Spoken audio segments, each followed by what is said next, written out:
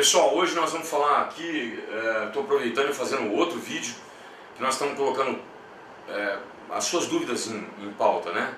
Perguntaram muito sobre biotipos físicos, ectomorfo, mesomorfo e endomorfo, que eu exemplifiquei aqui.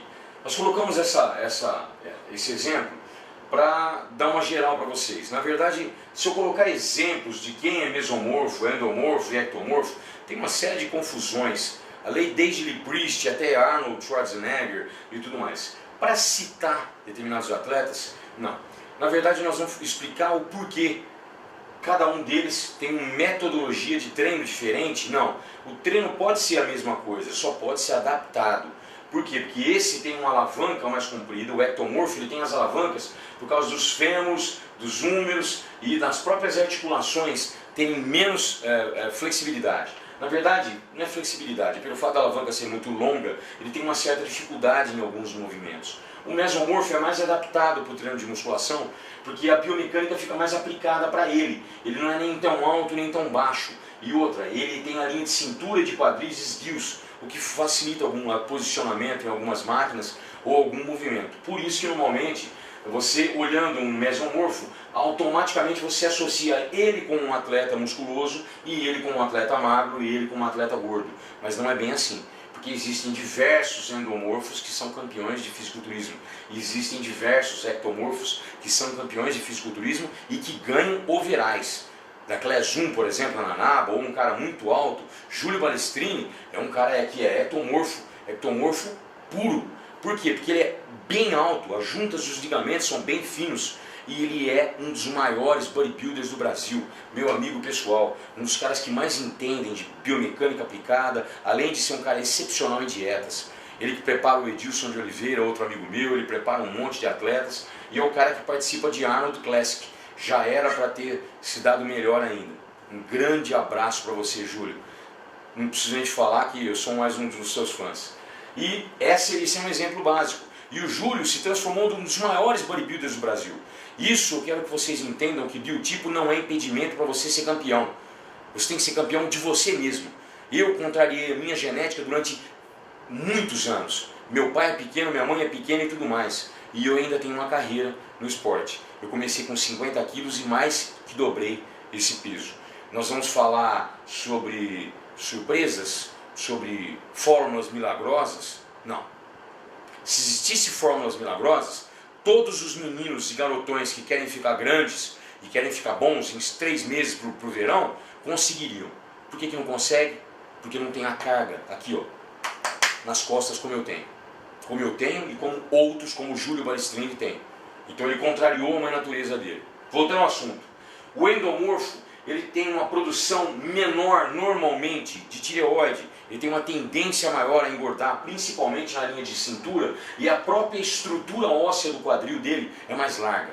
O ectomorfo é o mais fino de todos da linha de cintura e de quadril, e o mesomorfo é o meio termo, até pelo fato da linha de ossatura de quadril, de ossatura de ombro ser mais larga. Normalmente o endomorfo, ele não precisa obrigatoriamente ter a linha de cintura escapular mais estreita, não é isso. É porque a linha de quadril e linha de cintura é mais larga. Então automaticamente o visual fica menos triangular. E o mesomorfo, por isso que é mais bem adaptado à musculação. Mas isso você pode mudar com biomecânica aplicada. Se você encher esse cara aqui de deltoide lateral, e ele, como normalmente o ectomorfo é um cara com muito pouca quantidade de gordura, você pode ver que a maior parte, vocês podem perceber isso com seus familiares, amigos.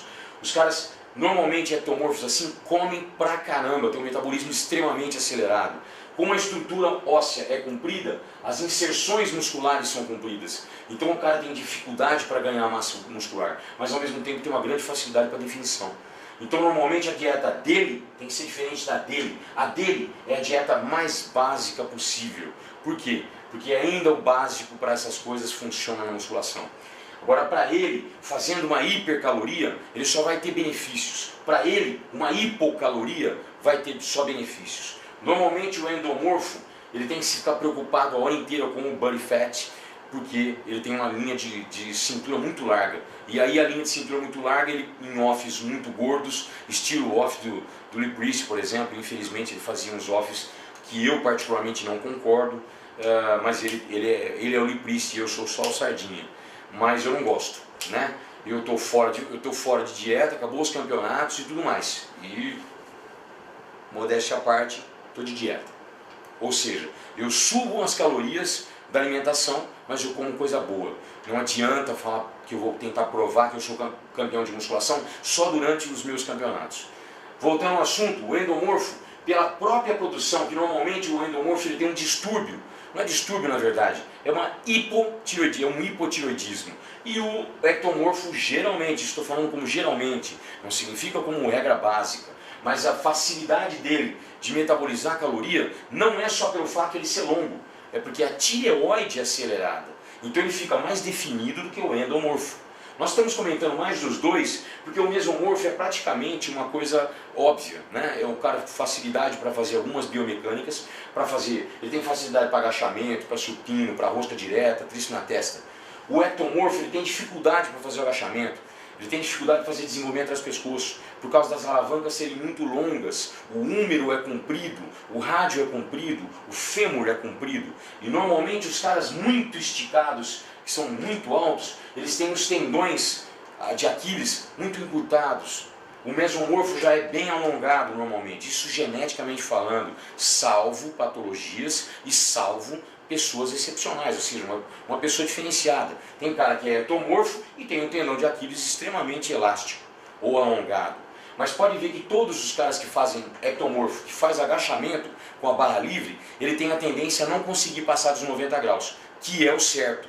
Não é correto parar nos 90 graus, senhores educadores físicos, ortopedistas e fisioterapeutas. Isso são estudos científicos. Fábio Gianola já comprovou isso, meu grande mestre de biomecânica e de arbitragem, Fábio Gianola, um dos melhores profissionais que eu conheci, árbitro internacional, um senhor professor, que já lutava com isso para fazer um estudo científico comprovando que o agachamento, passando dos 90 graus, você não cancela os movimentos, o movimento de excêntrico para um movimento concêntrico.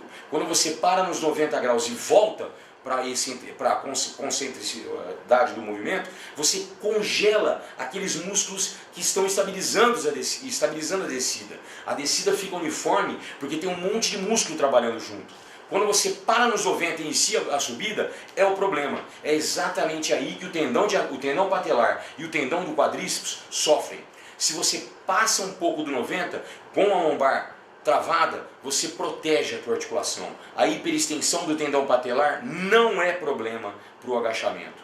Tá? Isso é científico, é só lhe caçarem. Caçem um pouco sobre o agachamento completo ou o agachamento 90 graus. E além do tudo, quando você passa 90 graus, trabalha mais ainda glúteos. Para as meninas que ficam agachando com 90 graus, com os pés para frente. Esse é um movimento específico. Agachamento é passar de 90 graus. Ok? E o ectomorfo, ele tem que colocar um calçozinho nos calcâneos, nos calcanhares.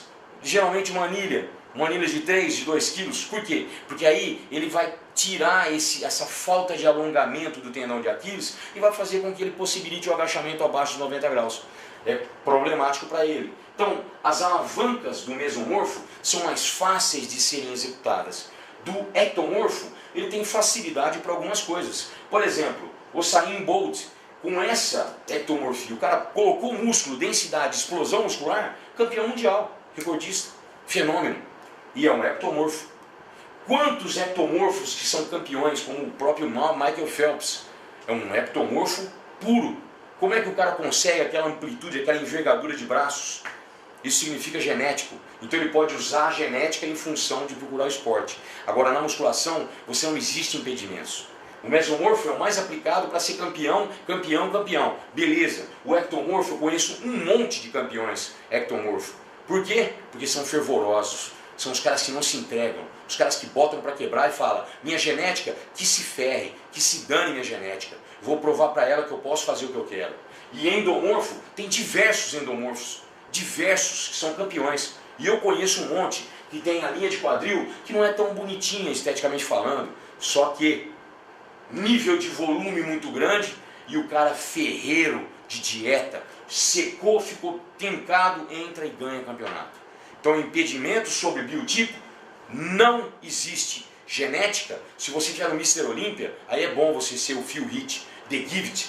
Por quê? Porque é o dom. Você pega Kai Greene, são todos caras diferenciados, assim como Jay Cutler e Ronnie Coleman, e todos eles.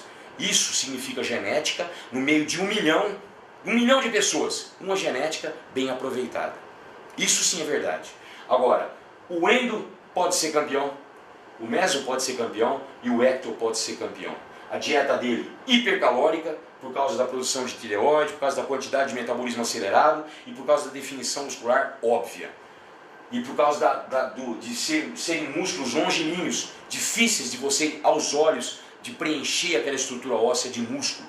O mesomorfo, facilidade, dieta básica, treinos básicos, pouca dificuldade de alavancas. E o endomorfo, algumas alavancas, tem diversos endomorfos que são campeões mundiais, a maior parte, aliás, de agachamento. Existem endomorfos que são fenômenos do Strongest Man. Por quê? Porque tem um nível de gordura maior, mas tem muito músculo por baixo. Então são campeões também. A dieta hipocalórica. Por quê? Porque sempre vai se manter mais magro do que a genética dele quer. Isso significa que cada um deles pode ser campeão. Então se você se enquadra em cada um desses, entenda como um vídeo motivacional. Genética não é impedimento de ninguém ser campeão. Principalmente campeão na vida. Ok? Espero ter ajudado a todos vocês. Sobre mais algum detalhe. Nós vamos fazer um outro vídeo falando sobre biomecânica aplicada para explicar o porquê disso e disso que eu acabei de explicar agora para vocês. Tá bom? Fiquem com Deus, bons treinos.